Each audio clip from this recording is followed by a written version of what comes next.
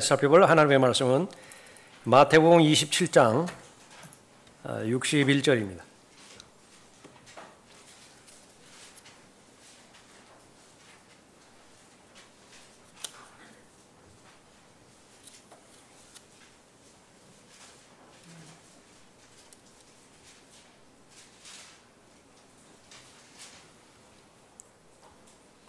마태복음 27장 61절부터 66절까지 받들어 읽겠습니다.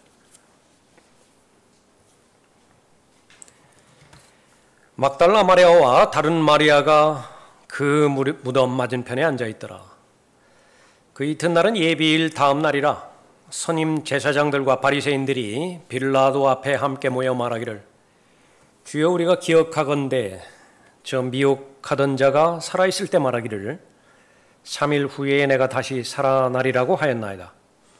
그러므로 셋째 날까지 그 무덤을 굳게 지키도록 명령하소서. 그의 제자들이 밤에 와서 시체를 훔쳐가고 백성들에게 말하기를 그가 죽은 자들로부터 살아났다고 하리니 그렇게 되면 나중 속임수가 처음보다 더 악화될까 하나이다라고 하니, 빌라도가 그들에게 말하기를 너희에게 경비병이 있으니 가서 할 수 있는 데까지 굳게 지키라고 하더라. 그러므로 그들이 가서 돌문을 봉인하고 경비병을 세워 무덤을 안전하게 지키게 하더라. 예수 그리스도의 부활, 꾸며낸 이야기인가 역사적 사실인가 라고 하는 제목으로 말씀드리겠습니다. 여러 가지 종교가 있는데 다른 종교들과 기독교라고 하는 종교, 물론 기독교의 참된 기독교 신앙을 말하는 것입니다. 종교 형태로서의 기독교가 아니라 다른 점들이 몇 가지 있는데 그 가운데 하나는 이 기독교 신앙에서는 은혜가 발견된다라고 하는 사실입니다. 은혜가. 다른 종교에서는 은혜가 없고요. 약간 별개의 문제니까 다른 부분으로 넘어가고, 또 하나는 이 종교의 창시자가 죽지 않았다라고 하는 사실입니다. 기독교를 제외하고, 기독교 신앙을 제외하고 다른 모든 종교의 창시자, 설립자 다 죽어 있습니다. 무덤이 있고요. 그 사실을 교인들도 알아요. 마호멧은 죽었고요. 메디나에 가면 그가 죽은 장소를 볼 수 있습니다. 누구나가 볼 수 있어요. 부처도 죽었고 그 죽은 뼈를 가지고 매년마다 거리를 행진합니다. 공산주의도 하나의 종교이죠. 레닌이 죽었는데 그 종교의 창시자 레닌을 기념하기 위해서 유리로 관을 만들었습니다. 그 안에 시체를 넣어놓고 사람들이 보게 하는 것이에요. 또 때가 되어지면 역시 마찬가지로 러시아 사람들이 행진하면서 자신의 종교 창시자를 존경하는 것입니다. 북한의 주체 사상도 마찬가지죠. 그것도 종교예요. 아주 지독스러운 종교입니다. 역시 마찬가지로 그 첫 번째 사람은 죽었어요. 방부 처리가 되어서 무덤에 있는 것이죠. 예수 그리스도의 몸은 어디 있는 것인가? 예수 그리스도의 몸, 뼈, 이것이 이제 참된 기독교 신앙인가 그렇지 않은 것인가를 판가름해 주는 것입니다. 마귀 역시 마찬가지예요. 기독교 신앙을 부인하기 위해서 예수 그리스도의 죽으심과 묻히심과 부활, 이것을 계속 공격하는 것이죠. 복음을 헛되이 믿지 않고 건성으로 받아들이지 않고, 그 말이죠. 복음을 헛되이 믿지 않고 굳게 믿을 수만 있다면 복음을 통하여 구원받은 것이라. 고린도전서 15장 3절 4절 말씀이죠. 그러니까 예수 그리스도의 죽으심과 묻히심과 부활하심이에요. 그 사실을 역사적 사실로 받아들이고 그 역사적 사실을 기반으로 해서 나의 믿음으로 받아들일 때에 구원이 일어납니다. 그것이 성경의 가르침이에요. 그렇기 때문에 이 가르침대로 마음으로 믿을 때에 구원의 역사가 일어나기 때문에 여기에 무엇을 더하기도 하고 무엇을 빼기도 하고 이것을 그래서 거짓말로 만들어 버립니다. 거짓말 가운데 하나는 헛되이 믿게 만드는 것입니다. 예수 그리스도의 죽음과 묻힘과 부활, 그것을 부인하지는 않는다 하더라도 건성으로 믿는 거예요. 건성으로 받아들이게 만드는 것입니다. 그래서 그 결과 예수 그리스도는 4대 성인 가운데 한 사람이라고 하는 인식 가운데서 벗어나지 못하는 거예요. 우리가 이 하나님의 말씀을 접할 때에 예수 그리스도 자신도 그렇고 또 하나님의 말씀인 기록된 성경도 그렇고 중립지대를 절대로 허용하지 않습니다. 그래서 예수님을 만나서 예수님과 인격적으로 대면했다라고 한다면 반드시 결정을 해야 돼요. 예수 그리스도를 시인하든지 아니면 예수 그리스도를 부인하든지. 예수님께서는 그것을 용납하지 않습니다. 그 이외의 방법을. 나는 길이요 진리요 생명이라고 말했는데 내가 유일한 길이 되고 유일한 진리가 되고 유일한 생명이라고 말씀하시는 것입니다. 그러니까 나 외에는 나를 배제시키고서는 절대로 하나님께로 올 수 없다라고 말씀하십니다. 이것을 세상은 견디지를 못해요. 그런데 더 계속 강조해서 말씀하십니다. 그 예수 그리스도 외에 구원자로서 예수 그리스도 외에 다른 이름을 주신 적이 없는 거예요. 사도행전 4장 12절에 의하면. 이걸 세상이 감당을 못해요. 그러니까 절충을 합니다. 어떻게 절충을 하는 것이냐? 그러니까 사람의 의견을 하나 거기다 제시하는 것인데 그 가운데 호소력이 있는 것이 영적으로 해석하고 영적으로 받아들이는 것입니다. 그러니까 문자적으로 받아들이는 것이 아니라 그래서 오늘 본문의 말씀에도 예수 그리스도의 부활 이것도 영적인 영역에서 부활한 것이다. 그 사람의 정신이 살아있다. 그 사람의 영향력이 아직도 우리에게 작용하고 있다. 이것이 그 사람의 부활인가? 부활 아닌가? 그러니까 이런 보편적인 관점에서의 그 부활을 그렇게 받아들이게 만드는 것입니다. 다 헛되이 믿는 거예요. 거기는 어떤 구원도 없습니다. 예? 그 가운데 하나는 이 부활에 관한 사실을 예수 그리스도의 죽으심과 묻히심과 부활에 관한 이 부분을 성경에서 강조하는 것만큼 나도 강조할 때에 하나님의 말씀이 나에게 이루어지는 것이죠. 이 부활은 예수 그리스도께서 남자의 씨 없이 여자로부터 처녀로부터 출생했다라고 하는 사실을 입증하는 동일한 사건이에요. 그러니까 동정녀 출생을 믿지 못하면 이 부활도 믿을 수 없는 대상이 되는 것입니다. 나는 동정녀 출생은 믿는데 예수 그리스도의 부활은 믿을 수 없다. 그 사람은 자기 오류에 빠져요. 그런 것은 불가능합니다.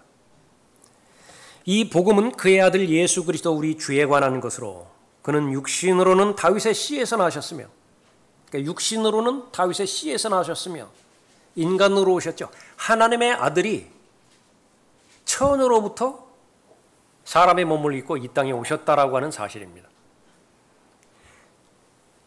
거룩의 영으로는 죽은 자들로부터 부활하여 능력으로 하나님의 아들로 선포되셨으니 로마서 1장 4절 말씀인데 거룩의 영으로는 성령에 의해서 부활해서 능력으로 하나님의 아들로 선포되셨다. 그러니까 이분이 바로 예수 그리스도시거든요.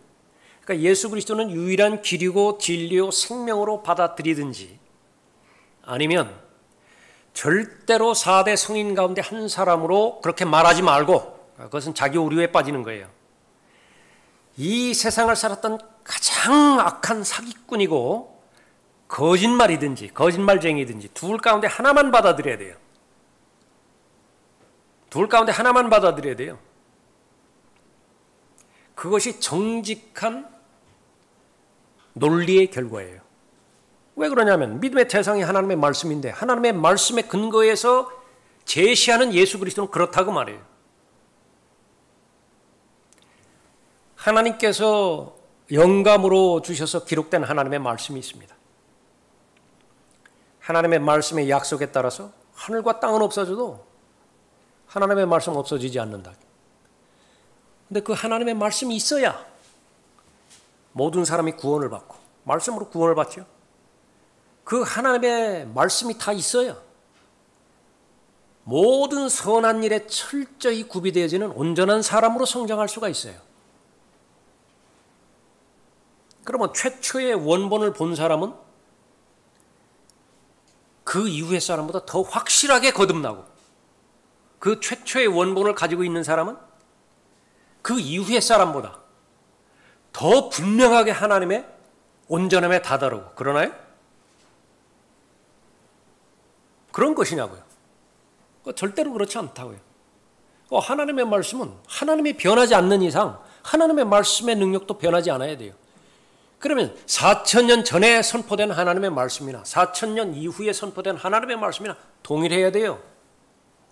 그러한 책이 있다고요. 그런 책이 하나님께서 보존하신 책이죠. 우리말로는 한글 킹제임스 성경을 주신 거예요. 그런데 한글 킹제임스 성경과 다른 성경이 여기 있어요.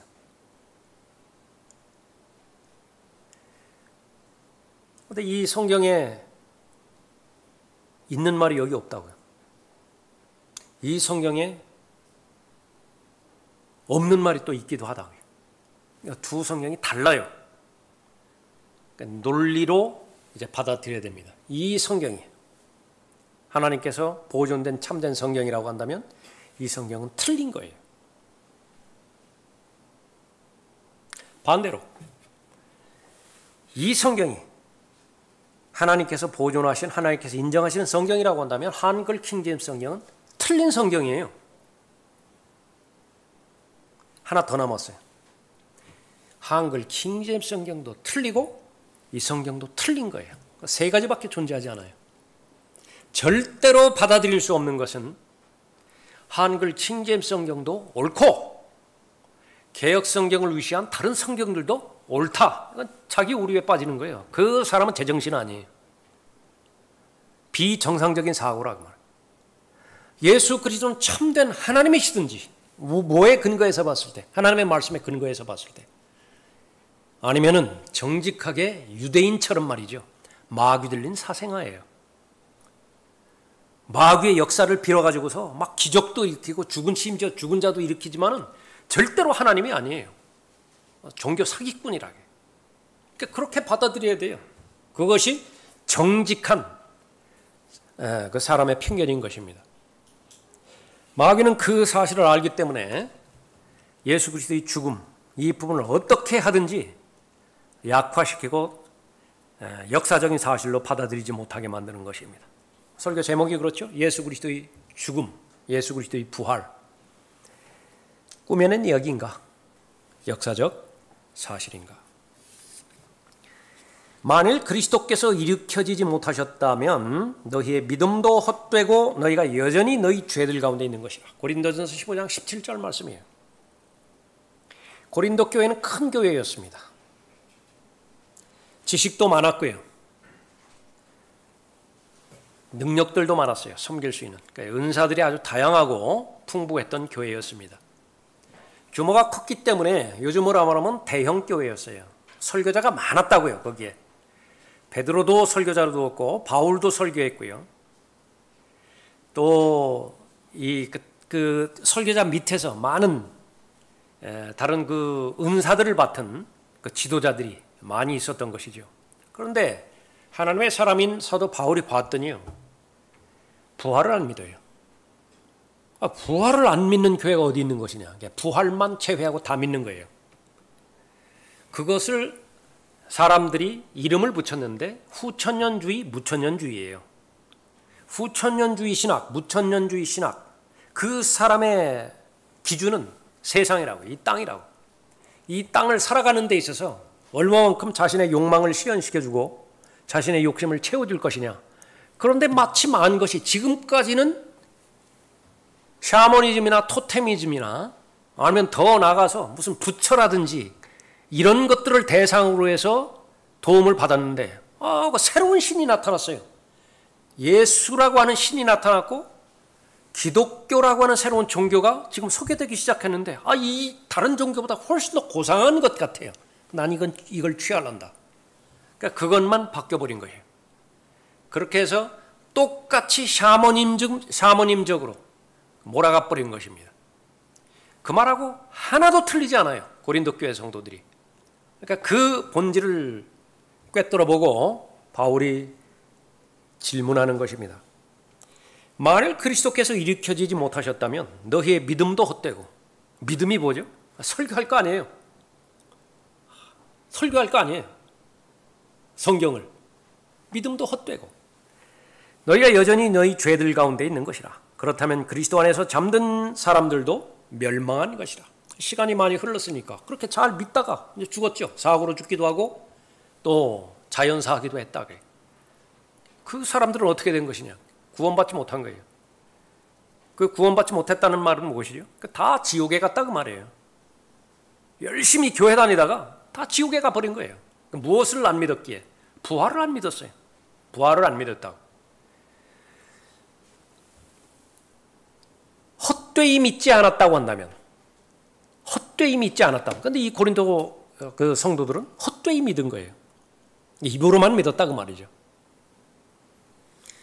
그리스도 안에서, 만일 그리스도 안에서 우리가 바라는 것이 오직 이 생뿐이라고 한다면, 오직 이 생뿐이라고 믿는 사람의 특징은 무엇이냐면 이 세상은 끝나지 않는다 그렇게 믿는 거예요.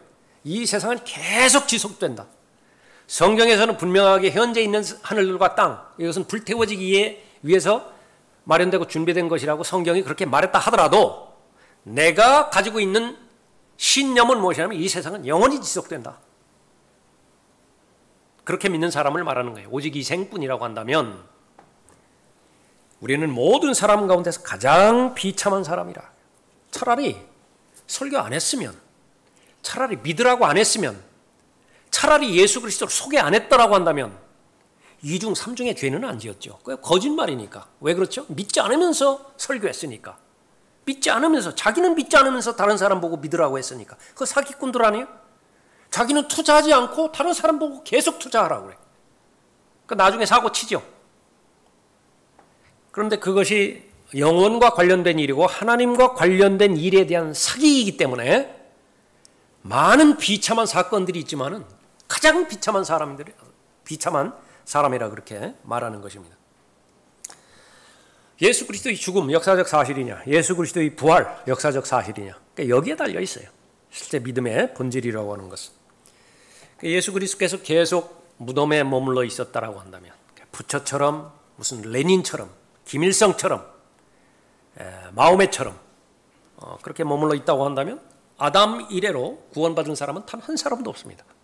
모두가 다 구원받지 못한 것입니다. 예수 그리스도 오시기 전에 하나님을 믿었던 구약 성도들이 있었죠. 죽은 다음에 어디로 가는 것이냐? 낙원으로 갔어요. 그 사람들이 죽은 다음에 지옥으로 가지 않고 낙원으로 갔던 유일한 이유는 어느 날 예수 그리스도께서 오실 거예요.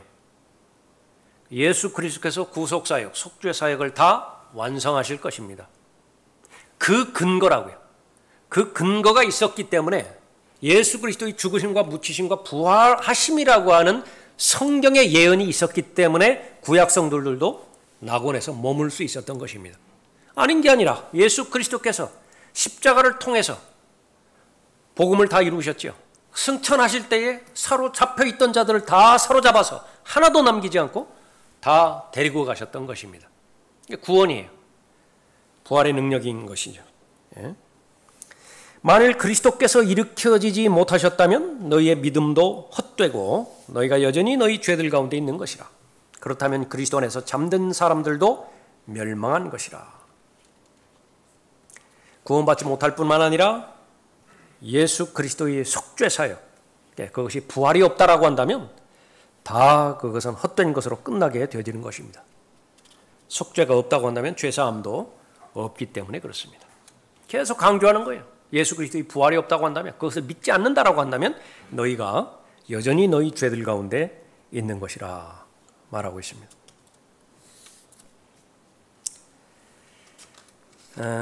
이 예수 그리스도의 부활의 능력이 바로 이러한 부분이기 때문에 바울은 계속해서 강조하는 것이 십자가만을 강조하죠. 내가 여러 가지 믿음의 대상들이 있는데 그것을 십자가로 통과시키는 거예요. 여러 가지 믿음의 사실들이 있는데 그것을 십자가를 통과해서 부활의 능력까지 연결을 시키는 것입니다. 그 그리스도인에게 참된 능력이라고 하는 것은 바로 예수 그리스도의 죽으심과 부활이에요.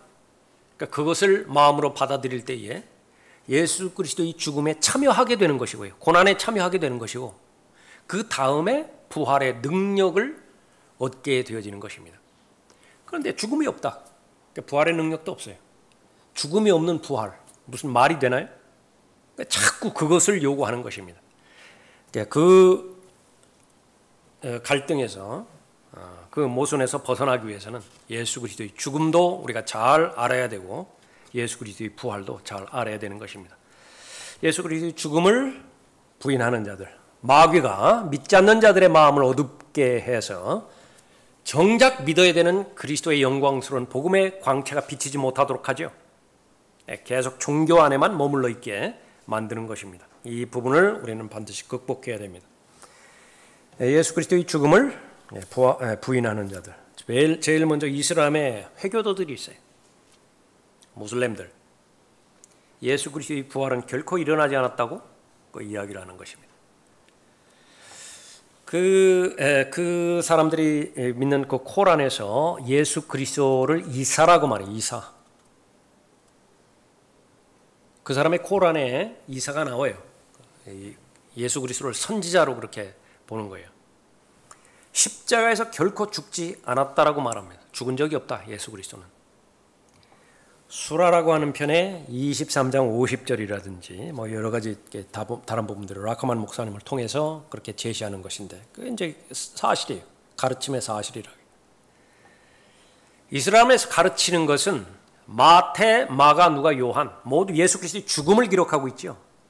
예수님 자신도 자신의 죽음에 대해서 말하고 있고 부활에 대해서 여러 번에 걸쳐서 말씀하셨죠. 모두가 다 거짓말쟁이라는 거예요. 적어도 이 5사람 마태, 마가, 누가, 요한, 예수 그리스도 모두가 다 거짓말쟁이라. 그런데 이 모순된 주장을 하는 것은 우리는 무슬림들은 예수를 훌륭한 선지자로 존경한다. 그게 모순 덩어리입니다. 예수 그리스도께서 이 부활하셨다고 말하는데 하나님의 말씀을 믿는다라고 말하는 이 사람들,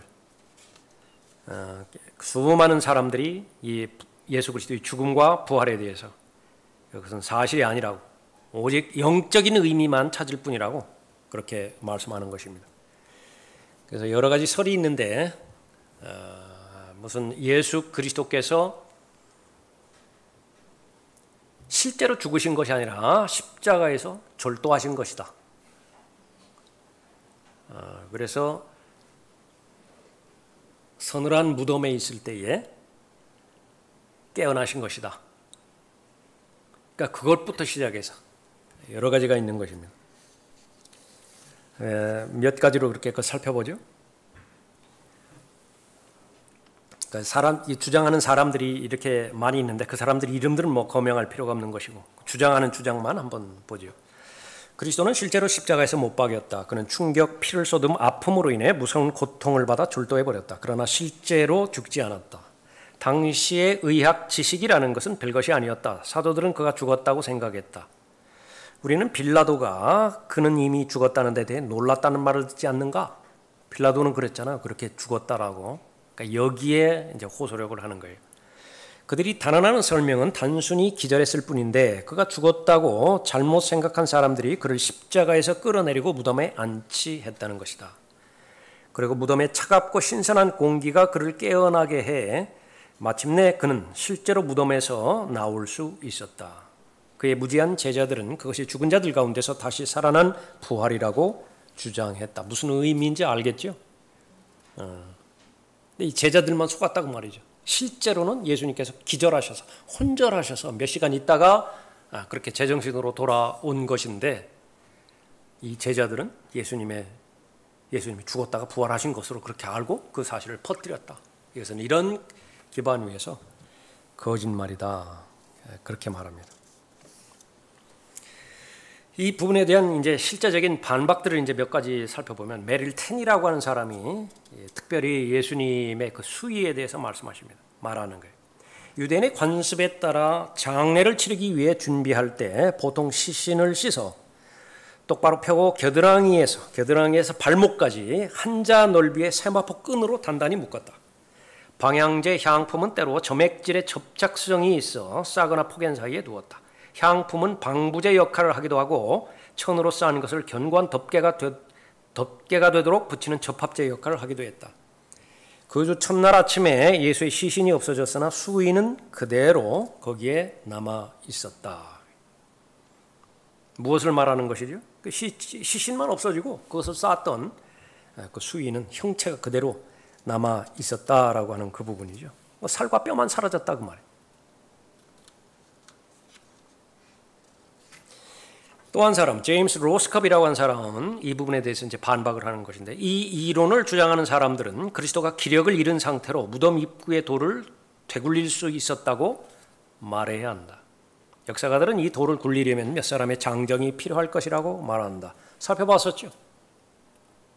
돌 입구를, 무덤 입구를 큰 그 돌로 그렇게 막아놨는데 예수님께서는 어떤 상태였습니까? 거기서 거의 죽은 사람이라고 봐야 되죠. 그런 상태에서 기절했다가 살아났다 한들 그 돌을 굴려야 될 거 아니에요. 그 말을 말하는 것입니다. 또 군인들을 한 사람도 깨우지 않고 무덤에서 걸어나와 군인들 앞에서 도망갔다고 말해야 한다. 그렇다면 그들이 잠들었다는 주장을 받아들여야 된다. 이 사람들은 잠들지 않았어요. 왜냐? 잠들면 사형이에요. 로마 경비병들이 경배하다가 잠들면. E.H. 데이라고 하는 교수가 말합니다. 이러한 주장은 실제로 전혀 불가능한 것이다. 그러니까 혼절했다라고 하는 주장, 그것은 불가능한 것이다. 무덤을 지키는 이야기는 고려하지 않는다 하더라도 절도했다가 방금 정신을 되찾은 분이 무덤 입구에서 돌을 굴려 보낼 수 있다고 생각하는 어려움이 남는다. 이거는 그냥 사람들이 하는 말인데 어쨌든 효력을 발휘하는 것입니다. 이런 이론이 있다 그 말이에요. 두 번째는 시체의 도난설입니다. 시체가 없어졌다. 이것은 이제 성경적 근거에 의해서 주장하는 거짓 이론입니다. 마태복음 28장 11절 보세요. 예.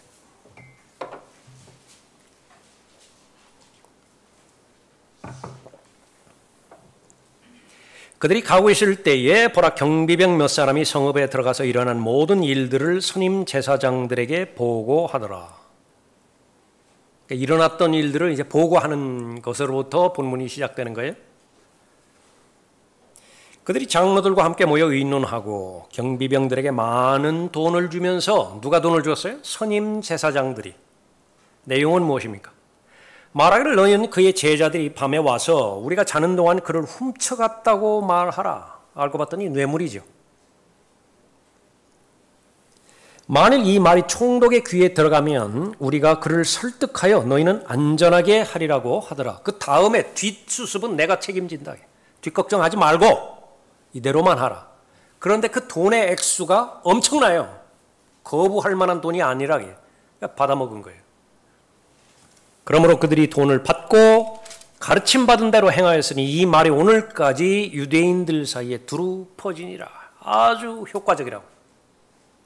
시체 도난설, 이 부분은 선임 제사장들이 최초로 퍼뜨린 거짓 이론이죠. 로마 경비병들에게 뇌물을 주었습니다. 가서 말하라. 예수의 제자들이 예수의 몸을 훔쳐가고 그리고 나서는 부활했다고 떠들어댄다 그렇게 말하라 말하는 것이죠. 그래서 이 부활이라고 하는 것이 오늘날까지 그렇게 거짓 이론으로 퍼졌다라고 하는 것입니다. 제자들의 전투력은 얼마나 됐는 것인가? 오합지졸이에요. 오합지졸. 무기는 얼마나 있었는 것인가? 그냥 성경적으로 볼 때 칼 2자루 정도 발견돼요. 반면에 이 로마 경비병들은 어때? 에베소서 6장에서 살펴봤었죠. 그때의 에베소 성도라고 한다면 그 말이 무엇을 의미하는 것이 그림 보듯 명확하게 아는 것입니다. 그것도 보통 로마의 군인이에요. 투구부터 시작해서 샌달까지 그렇게 하나님의 전신갑옷이라고 말하는 그 부분이요. 방패도 들고 있고 단검도 들고 있죠. 양날이 있는 칼까지 들고 있다. 그리고 나서 자신이 해야 되는 책임이 무엇이냐 그러면 무덤을 지키는 것입니다. 근데 만약에 거기에 실패를 했다. 여기서 이 마태복음 28장 11절 이후에서 보면 선임 제사장들한테 가서 보고하잖아요. 이런 일들이 일어났다고. 만약에 그런 일들을 계속해서 하는데 이것이 로마 그 군대에까지 그렇게 전해 들어갔다. 그러면 그건 그냥 사형이에요. 그것이 가능하겠는가라고 하는 거죠. 제자들이 시체를 훔쳐갈 목적이었다고 한다면 몸만 가져가고 수의를 그대로 두었겠는가라고 하는 부분도 있습니다. 요한복음 20장 5절에 보면 몸을 구부리고 들여다보니 세마포가 놓인 것을 보았으나 안으로 들어가지는 아니하더라. 세마포만 그대로 모습이 있었죠. 제자들은 왜 예수 그리스도의 몸을 훔쳐갈 필요를 느꼈을까? 상당히 오랜 기간이 지나가도 예수 그리스도의 부활을 안 믿어요. 제자들이. 부활이 일어났음에도 불구하고 안 믿어요. 그 부활을 믿은 것은 소수의 여인들이었습니다. 막달라 마리아 포함하고 여인들만 믿었지. 베드로한테 보고했잖아요. 베드로가 믿었습니까? 안 믿었습니까? 안 믿었다. 도마가 믿었어요? 안 믿었어요? 안 믿었어요. 왜 안 믿었죠? 수요 기도 모임에 빠졌어요.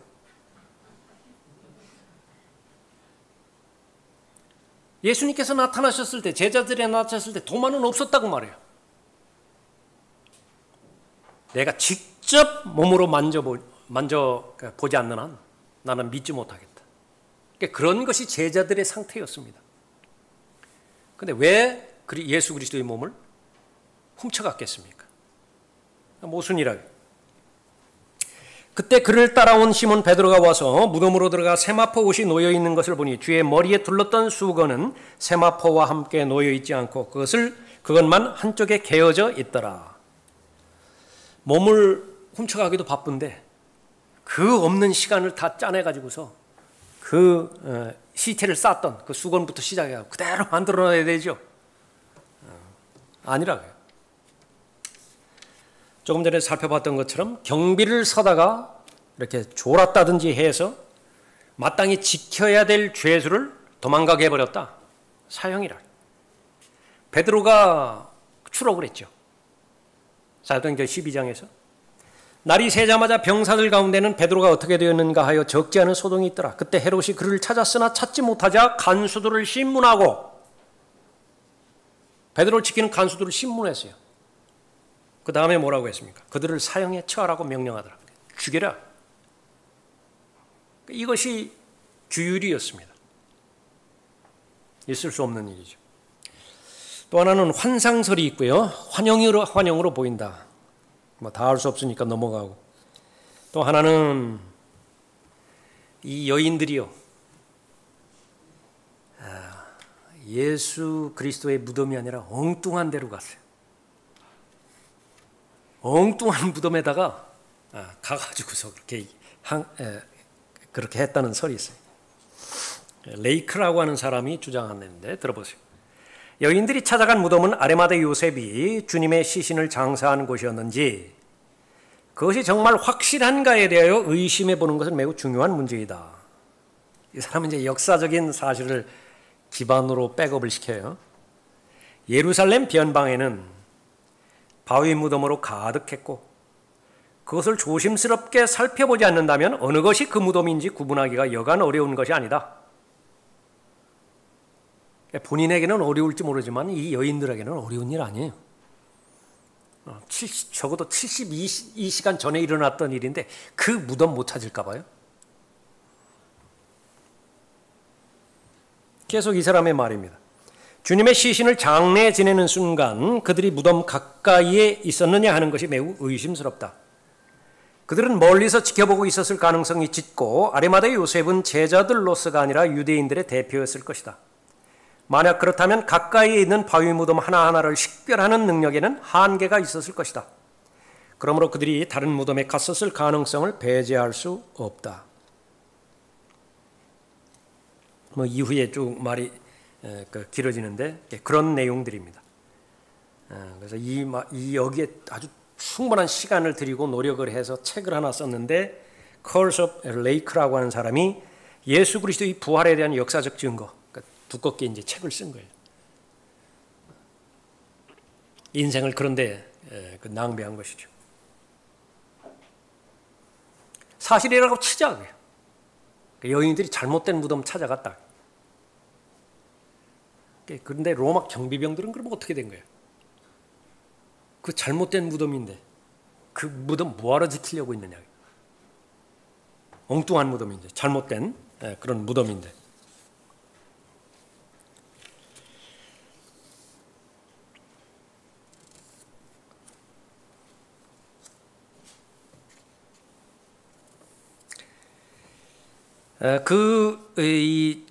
이 이론을 주장했던 대표적인 레이크 교수라고 하는 사람이 그 주장을 이렇게 반박하는 그런 과정에서 여인들이 이른 새벽에 이제 무덤을 찾아간 사건이죠. 그런데 그 여인이 그 사건을 찾아갔을 때의 아주 구체적인 기록들을 복음서에서 기록하고 있는 내용을 몇 가지 살펴봅니다. 마태복음 27장 61절에서는 막달라 마리아와 다른 마리아가 그 무덤 맞은편에 앉아있더라. 마가복음 15장 47절에서는 막달라 마리아와 요새의 모친 마리아가 줄을 둔 곳을 보더라. 누가복음 23장 55절에서는 그때 갈릴리에서 주와 함께 온 여인들도 따라가서 그 무덤과 그의 시체가 어떻게 놓여 있는가를 보더라. 결론적으로 말하면 이성을 갖춘 사람이라고 한다면 자신이 사랑했던 사람 아니에요? 예수님을 사랑했던 사람 아니에요? 조금 전에 살펴봤던 것처럼 72시간도 되지 않아 사흘이 지나지도 않아서 그렇게 쉽게 잊어버릴 수 있는 것인가? 그건 불가능하다라고 하는 그 부분입니다. 그녀가 달려가서 시몬 베드로와 예수께서 사랑하시는 다른 제자에게 와서 그들에게 말하기를 사람들이 줄을 무덤에서 가져갔는데 우리는 그들이 어디에다 줄을 모셔두었는지 모르겠노라 하니 베드로와 그 다른 제자가 나가서 무덤으로 향하더라. 둘이서 함께 달리는데 다른 제자가 베드로보다 더 앞서 달려가 먼저 무덤에 와서 몸을 구부리고 들여다보니 세마포가 놓인 것을 보았으나 안으로 들어가지는 아니하더라. 그때 그를 따라온 시몬 베드로가 와서 무덤으로 들어가 세마포 옷이 놓여 있는 것을 보니 주의 머리에 둘렀던 수건은 세마포와 함께 놓여 있지 않고 그것만 한쪽에 개어져 있더라. 그때 먼저 무덤에 온 다른 제자들도 들어가서 보고 믿더라. 베드로가 나오죠. 다른 제자도 나오죠. 사도 요한을 말하는 것이에요. 그 여인들이 엉뚱한 무덤을 찾아갔다고 그렇게 가정한다 한들 베드로까지도 요한까지도 다른 제자들까지도 엉뚱한 무덤에 가서 일어났던 일들을 그렇게 말하고 계속해서 그것이 예수님의 무덤이라고 고집을 부렸겠는가 라고 하는 그 부분입니다. 결론은 무엇입니까? 부질없는 짓이죠. 이렇게 이런 데에 시간을 쏟는 것이 부질없는 짓이다. 예수 그리스도의 죽음, 예수 그리스도의 부활. 만들어낸 이야기인가, 꾸며낸 이야기인가, 아니면 역사적 사실인가. 그러니까 문제는요, 성령에 의하지 않고는 예수를 주라고 부를 수 없어요. 아무리 많은 역사적 자료를 제시를 하고 객관적인 사실로 입증을 한다 하더라도 하나님이 계시다라고 하는 사실을 받아들이지 못해요. 그런 자료들이 차고 넘친다 하더라도 예수 그리스도를 개인의 구주로 받아들이는 것은 그것에 의한 것이 아닙니다. 하나님의 말씀에 있는 것처럼 성령 하나님께서 이 땅에 오셔서 먼저 나에 대해서 책망을 하세요. 내가 그걸 인식하지 못할 뿐입니다. 뭐라고 책망하시죠? 너는 잘못되었다. 죄에 대해서 책망하는 것입니다. 죄에 대해서. 죄의 본질은 무엇이냐면 예수 그리스도를 믿지 않는 것이 바로 죄의 본질이라고 가르쳐 주시는 것입니다. 내가 정직하다고만 한다 하면 양심의 문제예요. 다른 종교에 의해서 교육받아서 세뇌받아서 편견을 가지고 있지만 않는다라고 한다면, 그러니까 불교도라 하더라도, 이슬람교인이라 하더라도, 남녀 호랭교를 믿는 그런 사람인다 하더라도 정직한 양심만 가지고 있다고 한다면 성령께서 그 사람을 구원에 이룰 수 있도록 인도해 주시는 것입니다. 양심적으로 반응했죠. 그 다음에 이제 복음을 들려주시는 것입니다. 예수 그리스도께서 나의 죄들을 위해서 죽으셨고, 그분은 혼절하신 것이 아니라 절도하신 것이 아니라 실제로 죽으셨고, 그래서 사흘낮과 사흘밤 동안 무덤에 안장되셨고, 성경에 예언된 대로 사흘이 지난 다음에 셋째 날에 부활하셨다라고 하는 사실이에요. 그런데 문제는 그 부활한 것이 다른 사람이 아니라, 다른 모든 인류를 위해서가 아니라 나 자신을 위해서 그렇게 해주셨다라고 하는 것인데, 그것을 성경에서 처음으로 발견된 것이 어떠한 사람도 존재하지 않을 때에, 이 땅에 어떠한 사람도 없을 때에, 아담 한 사람만 있을 때에, 70억 명, 80억 명이 아니에요. 아담 한 사람만 있을 때 아담의 죄를 해결하기 위해서 죄 없는 짐승이 죽었어요. 피를 흘려서 죽었다고요. 이 지구상에 70억, 80명의 사람이 아니라 나 혼자 존재할 때에 나를 보고 그 궁전에서 모든 영광을 다 버리시고 사람이 되어서 종의 모습을 입고 내려오셔서 십자가의 죽음에까지 순종하심으로 인해서 하나님의 어린 양으로서 피를 다 쏟아내신 것이죠. 실제로 죽으셨고 그것을 입증하기 위해서 부활하신 거예요. 그분이 하나님의 아들임을 입증하기 위해서 부활하셨다. 그런데 그것이 바로 너 때문이라고 하는 거예요. 다른 사람이 아니라 바로 너 때문이라. Personally, individually, 두 가지가 핵심이에요. 조물주, 하나님의 영향력을 믿는 것이 아니라 받아들이는 것이 아니라 그분의 사랑과 그분의 자비하심이에요. 그분의 은혜입니다. 인격적으로 받아들이는 사람이고요. 그건 바로 나를 위한 것이다. 그것은 개인적으로 받아들이는 것입니다. 그렇게 받아들일 때에 성령 하나님께서는 그 사람을 구원하세요. 이 과정을 배제시키면은요, 아무리 많은 역사적인 자료를 제시해 보라고 해요. 무슨 창조 과학회가 아니라 다른 모든 기관들을 동원해 가지고 하나님께서 하늘과 땅을 창조하셨다는 그 증거를 아무리 많이 들이내 보라고 해요. 믿어지나? 안 믿어져요. 이성적으로만 받아들일 뿐이에요. 무슨 지적 설계자가 있다, 뭐 그러니까 이따위 식이라고 해요. 그 이상 넘어가지를 못해요. 왜 그렇습니까? 하나님의 말씀에 의하면 하나님의 계획은요, 사람의 눈으로 보인 적도 없다고요. 사람의 생각에 담겨진 적도 없다고요. 사람이 지성적인 존재라 하더라도 그 사람의 지성에 포함된 적이 없다고요.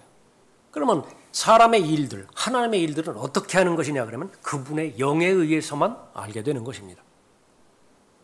그런 사람은 어떤 사람이냐? 어린아이래요. 어린아이가 되지 않으면 구원받지 못해요. 나의 모든 지적인, 경험적인, 아니면 감각적인, 감성적인 모든 부분들을 다 내려놓고 하나님 한 분만이 옳습니다. 하나님께서 말씀하셨기 때문에 그것은 절대적 진리입니다. 그렇게 먼저 믿음으로 받아들였을 때에 이해가 되어지는 것은 부차적이에요. 사람은 거꾸로 하려고 한다. 먼저 이해하고 그 다음에 믿으려고 하는 것이지만 하나님의 말씀은 믿음이 먼저예요. 믿으면 바라는 것들의 실상이 드러나져요. 부활 역시 마찬가지입니다. 공자의 무덤에는 공자의 시신이 들어있어요. 부처의 무덤에는 부처의 시신이 들어있고 마호멧의 무덤에는 마호멧의 시신이 들어있습니다. 그러나 예수 그리스도의 무덤에는 없어요. 그것이 부활의 능력인 것입니다. 이 마지막 날들에 믿음을 찾아보겠느냐 그렇게 말씀하실 정도로 그 마지막 날들에 예수 그리스도의 죽음 부활, 꾸며낸 이야기인가? 역사적 사실인가? 역사적 사실, 역사 중에 역사 가운데 역사, 히스토리죠. 히스토리. 그것은 무엇이라고요? His story. 그분의 이야기예요. 그분의 이야기. 어디에 담겨 있는가? 여러분이 가지고 있는 성경에 담겨 있는 것이죠. 그 성경에 있는 하나님의 진리의 말씀을 받아들인 여러분은 복 가운데 복을 받은 사람이고요. 또 그 사실을 이미 알게 해주신 여러분은 부활의 증인으로서 영생의 증인으로서 소망을 가진 자들이죠. 여러분에게 그 일들을 맡겨주신 것입니다. 다 같이 일어나시겠습니다.